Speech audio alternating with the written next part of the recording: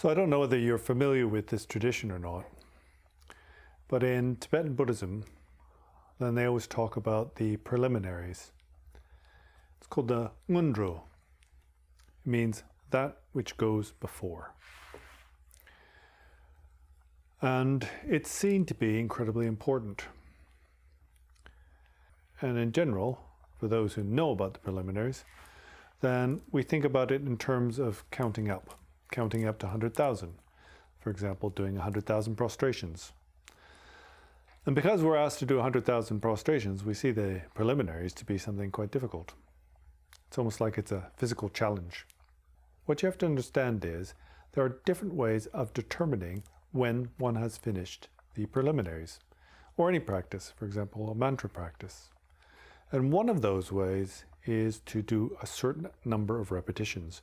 For example, I could say mantra, and if I do 100 million of those mantras, then I've said to have finished that practice. But that's only one way of determining when the practice is finished. Another way is in terms of time, whether that be 6 months, 1 year, 3 years, 10 years, or the rest of your life. But the real way to determine whether or not one has completed a practice is depending on whether or not the results of that practice have arisen. And this is the same for the preliminaries as it is for the main practice. But we don't often understand this. In reality, in the olden days, then it was done like this. They practiced until they saw the results of that practice. So you often hear people say, well, I've done the preliminaries 4 times, I've done them 20 times, etc. And when we say that, what we mean is then we've done so many sets of 100,000 prostrations. So somebody who's done 1,000,000 prostrations gets the idea that they've done the ngondro 10 times.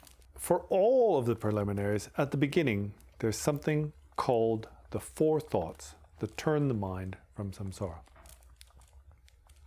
I think this is pretty well common for all Tibetan traditions. They start with this. Now, in general, this is done in terms of time.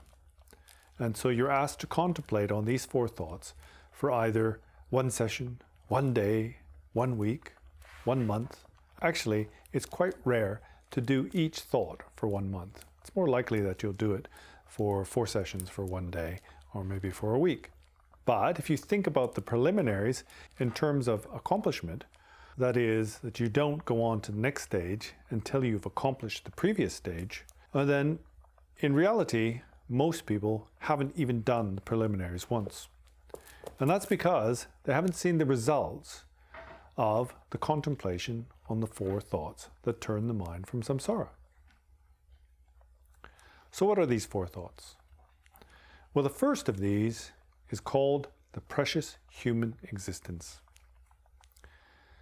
Now there's the ordinary human existence, and there's also what is called the precious human existence. And what is precious about a human existence in terms of the preliminaries is that it's a human existence that allows one to engage in the practice of the Dharma, allows one to travel the path. Now, if you don't possess all of the qualities that are talked about in a precious human existence, then it's no longer precious. For example, somebody who is enslaved, who is under the control of another and doesn't have free will, does not possess what is called a precious human existence. And so why is it that I'm saying that most people who have done the preliminaries haven't actually completed the preliminaries? And that's because, in general, we don't give rise to this mindset of the 4 thoughts that turn the mind. The result of the practice of the 4 thoughts is that one develops renunciation. That's a turning away from the mundane world. It's where one realizes that the mundane world is meaningless and that no amount of pursuit of mundane pleasure will bring lasting happiness in this life or in the next. And as you can see, this doesn't happen when we do the preliminaries. We blast through these first 4 thoughts, and then we go straight on to doing lots of prostrations and sweating and saying lots of mantras, etc. And then we think we're finished when we've done the requisite number. But that's not really the way it should be done. As I said, the authentic way of doing it is to first realize the meaning of the first stage and move on to the second. Now, how do we know that most Westerners have not realized the meaning of the four thoughts that turn the mind from samsara. Well, that's because we do not have a belief that we can be reborn in hell realms or in lower realms, like be born as a ghost. And so why is this belief essential to coming to understand the four thoughts that turn the mind from samsara? Well, as I said, the first stage is the stage of recognizing the precious human existence. And the very first part of the contemplation on the precious human existence is called the 8 freedoms. And the first of these 8 freedoms is the freedom from being born in hell. So what you can see here is the very first stage of the first contemplation of the preliminary of the preliminaries necessitates a belief that one can be reborn in lower realms. And for most of us, we don't believe even in the existence of lower realms. Most people think that these teachings on hell are a lie, that we're telling stories about hellish realms in order to force people to behave themselves. It's like, if you don't do what you're told, you're going to go to hell. We don't like that. We don't like it in Christianity, and we don't like it in Buddhism. Well, previously, I've mentioned something called the highest worldly view. Somebody who has the highest worldly view isn't necessarily a Buddhist, but it's taught that you cannot be a Buddhist without having the highest worldly view. And what is the highest worldly view? Well, that's the belief in karma, cause and effect, and also in past and future lives. And this belief in past and future lives means that you believe you can be reborn in other life forms, as an animal, as a god, as a demigod, as a hell being, as a hungry ghost, etc. So as you can see here, basically, we have a problem when it comes to practicing the Buddha Dharma. And generally what we do is, we listen to the teachings and we discard those things that we have problems with, and we just sort of keep the stuff we like. For example, you shouldn't harm anybody.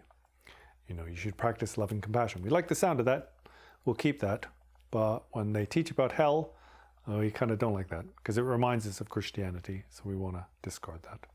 The reason why I mention this is because if you're going to engage in the spiritual path, then you have to think really well about what's being taught in that spiritual path. And also, if everything depends on your own personal interpretation, then what is the point in following another tradition? Why don't you just make up your own? If it is the case that your way of thinking is not mistaken, and various elements of the various spiritual traditions are mistaken, then the question that has to be asked is, well then why would you follow these traditions? If you're capable of understanding the ultimate truth, and if you know better, then why would you listen to somebody like the Buddha? So I know this is a difficult topic, and I know that we have a problem with blind faith. What's taught is that blind faith is useful in the beginning, but ultimately what one needs to develop is what is called informed faith or intelligent faith. And how does one develop this intelligent or informed faith?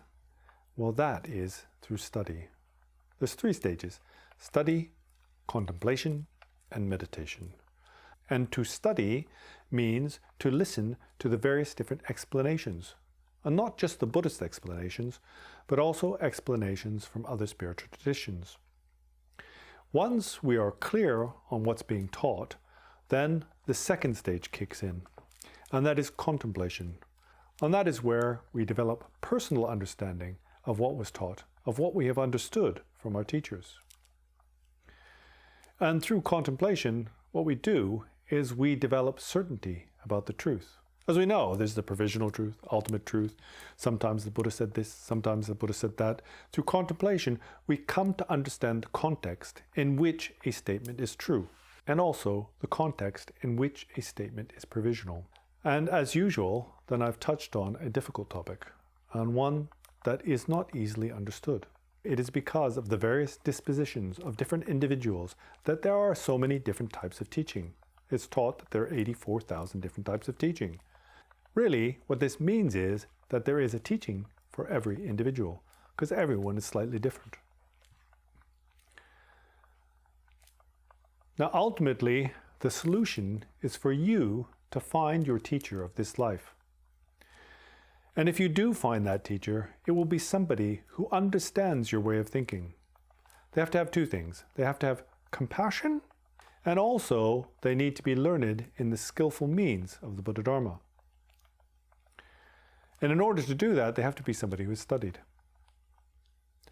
We tend to think that we can get rid of this branch of study, of these three: study, contemplation, and meditation, as if somehow it's unnecessary. It is said that the principal characteristic of the animal realm is ignorance. And so, if you fuel your ignorance in this life, it's taught that in future lives you may be born as a stupid animal, for example. And so, if you are interested in this topic, then shortly I'm going to begin teaching the preliminaries. One thing you should understand is, if you wish to receive these teachings, then you have to make a commitment to attend the teachings in full without missing a single session. And so if you're not able to keep that commitment, then I suggest that you don't participate. There is no charge for the teachings. I will be giving you my time freely. But again, as I said, unless you're serious and you're willing to make a commitment, then don't even consider it. Because it seemed to be very negative to start a teaching in the Buddha Dharma and then leave it off. And why it's negative is because this pattern will repeat in the future. Whenever you try to study the Dharma, then what you'll find is obstacles will arise. And this is something that most people have experienced who've been in the Dharma for a long time. For example, if there's a specific topic, let's say the Vinaya, something like the Vinaya, and then you break the teachings at one time, what you'll find is in the future, every time you try to study that particular topic, then there will be an obstacle. For example, sickness, or there'll be some problem in the family. So for your own sake, then if you attend any Dharma teachings, I mean formal teachings, then you have to try to see it through to the end. So anyway, I'm here in the retreat center, and I thought I would just share some of my advice and talk a little bit about the preliminaries. It's my sincere wish that you should find peace, happiness, and well-being, and also that you should progress swiftly along your spiritual journey to final awakening and emancipation from the mundane world. And until next time, then see you later.